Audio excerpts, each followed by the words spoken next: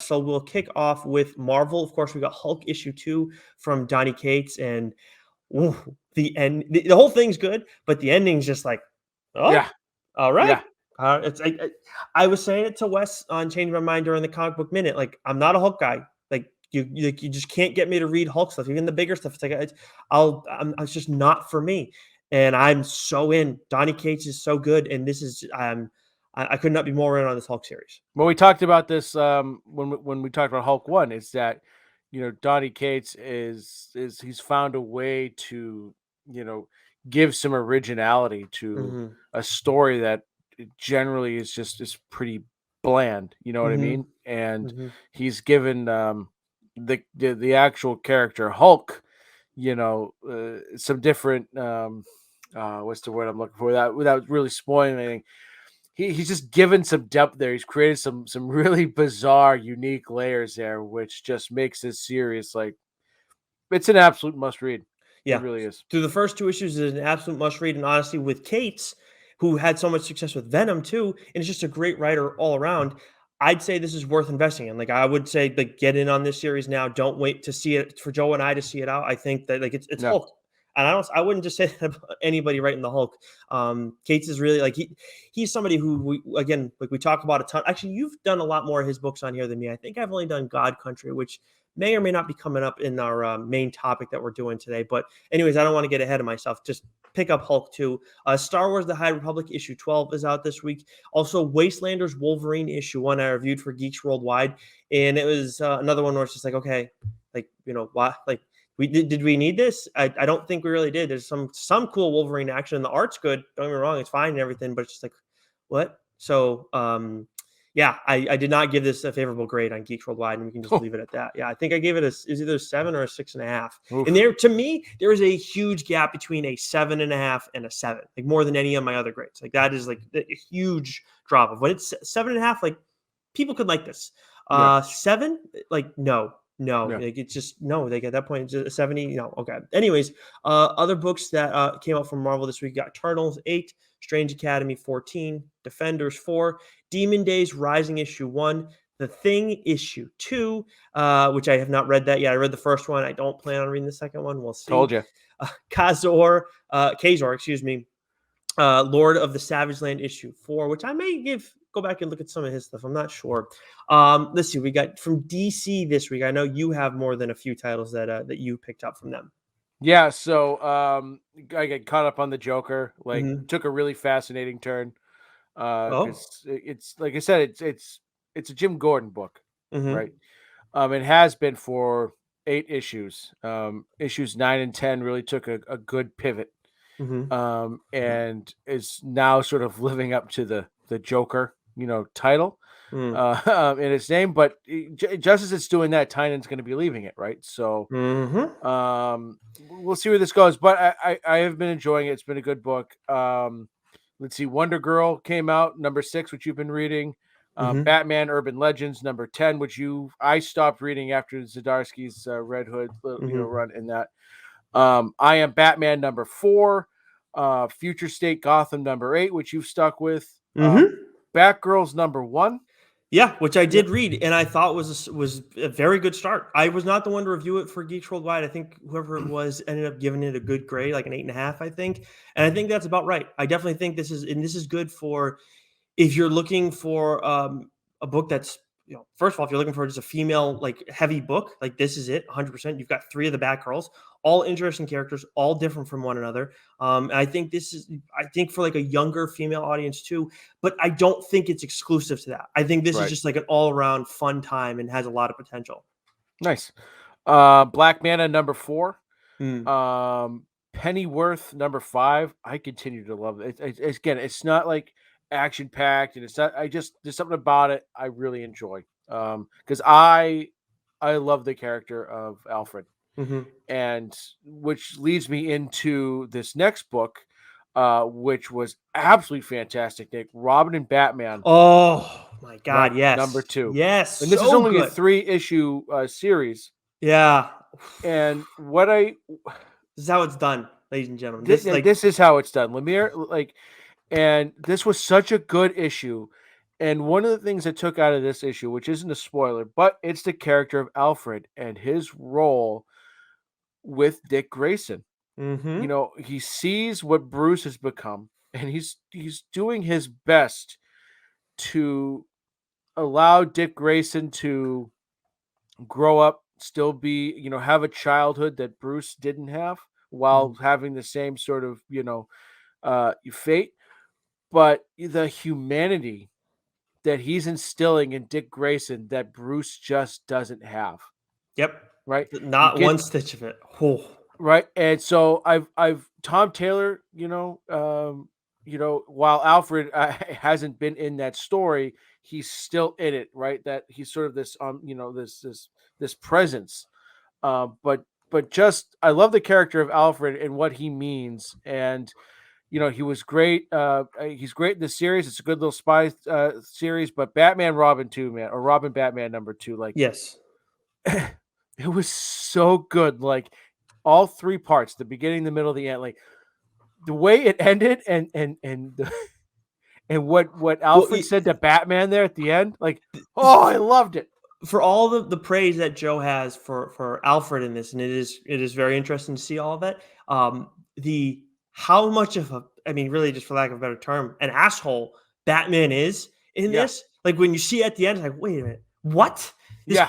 That's what this was. This whole friggin' time. You thought Yeah. it was one thing and there was another, which obviously is great when you get that little twist and everything. But it's like it's just a slight little twist, and it's like, well, that's pretty fucked up. Yeah. Wow. And that's what Alfred's doing, right? He's trying to not have two giant dickheads Yeah. running around the city of Gotham. That can be problematic. Right. But so that was tremendous. And then lastly, Batman the Imposter #3. I love this series is over as well. Quick series. There's This only is the 3? finale. Yeah. And Oh. it was awesome. It was dark, it was gritty.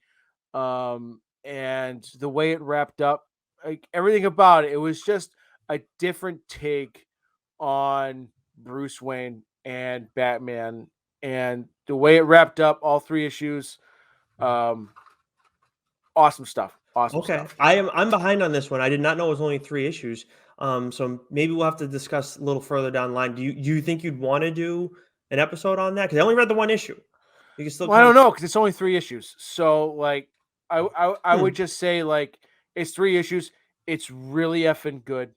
Grab it, read it. Okay. Like, I don't know if I'm going to dedicate. Like, I'm not saying that it's not TLD worthy, but it's only 3 issues. So Right. how much can you really talk about it without spoiling it either? You know what I mean? Definitely an issue that we run into with some books, and this one is just a matter of length, not necessarily so much depth. We don't usually run into girth problems either, but I'm sure we'll get to that at some point down the line too.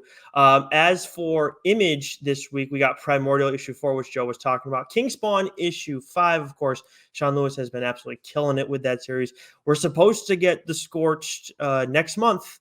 So make sure, if you guys haven't already, subscribe to our show on all our audio or whatever audio platform you listen to us, or subscribe on YouTube, whatever. But that's going to be an audio only release. We did talk to Sean about The Scorched, and we've been teasing it a ton. We're not going to share that with you guys until we know that book's coming out in a certain week. Yeah. But oh my God, like he was giddy about it. I mean, I think that's your words on that one, Joe. He was very excited to talk about Scorch when that comes along. He's been killing it there. Jupiter's Legacy Requiem issue 6. I am not reading any of the Jupiter's Legacy stuff, aside from the fact that despite that I talked about it on the show a while back. And then New Burn issue 2, which of course we did have Chip Zdarsky on to talk about that, among other Marvel related stuff as well. Of course, New Burn is Image, but the second issue of this, I think I gave it a 9 or a 9.5 on Geeks Worldwide. I mean, we have read all of the first 5 issues of New Burn, and it's absolutely a must-read series. It's getting turned into a show. This has infinite potential. Like this is such a good book.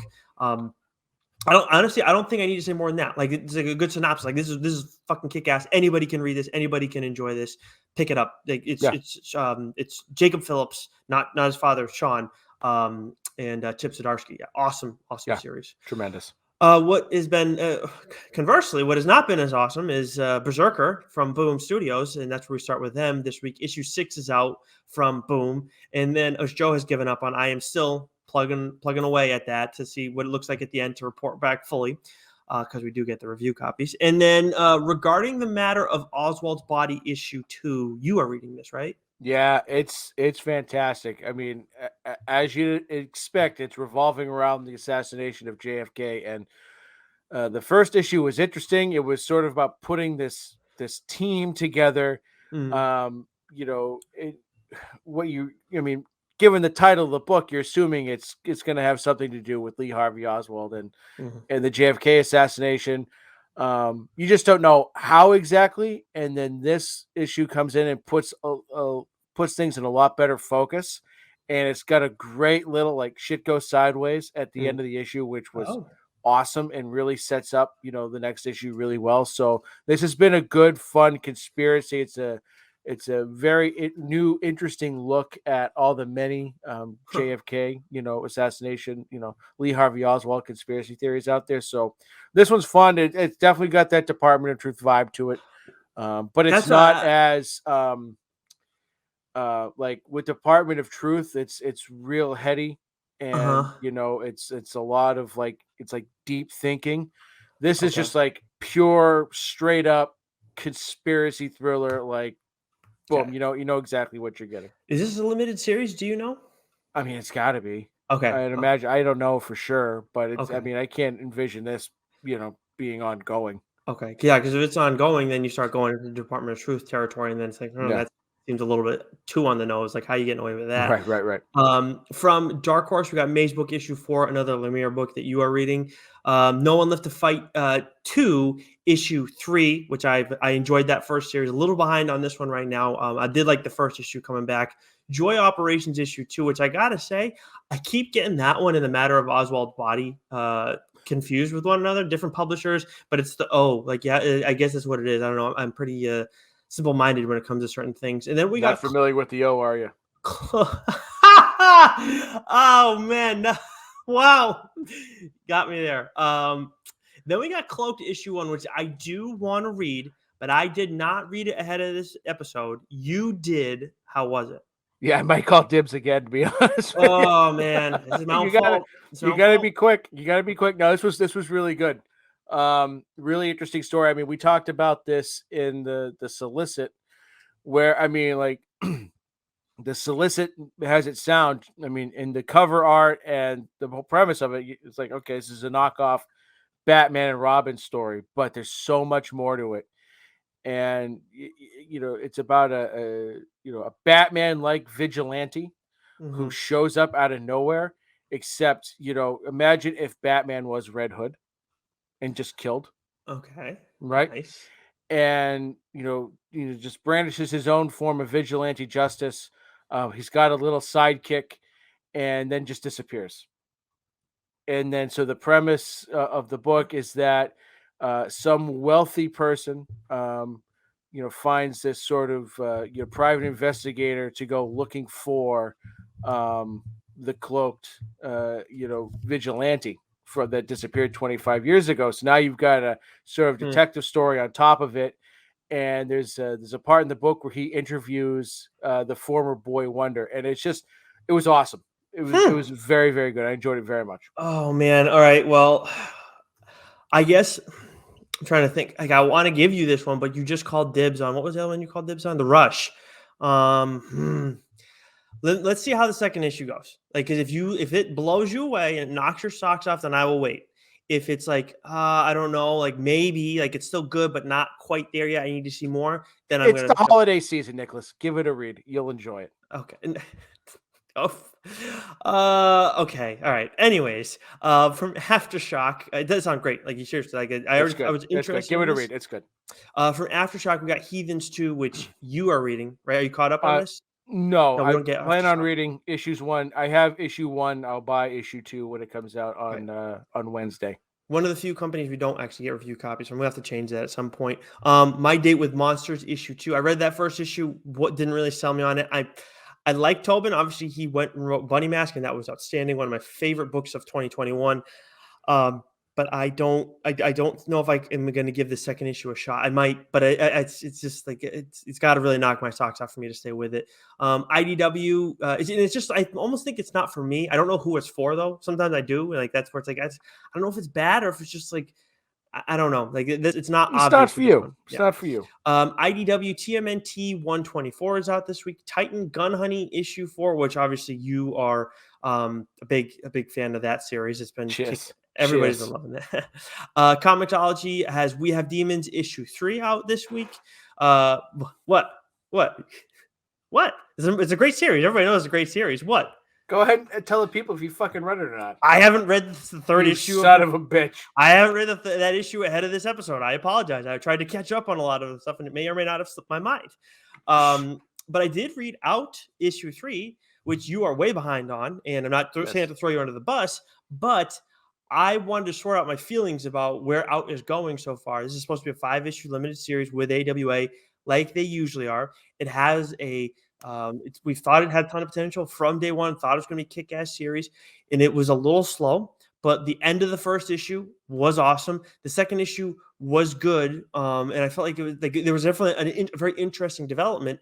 But then again, with this one, it's like, where are we going? Like the end. At the same time, we get to the very end, and it's like, oh shit! So like, there's potential for sheer chaos in issues 4 and 5, but I almost feel like this should have been 4 issues if that ends up being the case. Like, because that last moment in issue 4 is like, or last couple moments, like, well, fuck. Like it's some good stuff, but I just don't know how I feel about this series. Like, I definitely can't say it's a must read. You definitely got to see where it goes from here. From like issues 4 and 5, you gotta wait till Joe and I give you the stamp of approval. But right now, it's just been like, okay, not great. The art's great, don't get me wrong, but the story is just too slow for me. Yeah, it's got a pacing problem for sure. Yeah, so we'll definitely convene on that when you catch up as well, because I need to know if you feel the same way as me. But Vault, the Rush, of course, we talked about before. Issue 2 is out this week. We Ride Titans issue 1, and then Witchblood issue 9. And Joe, that brings us to the main topic that we have planned for today.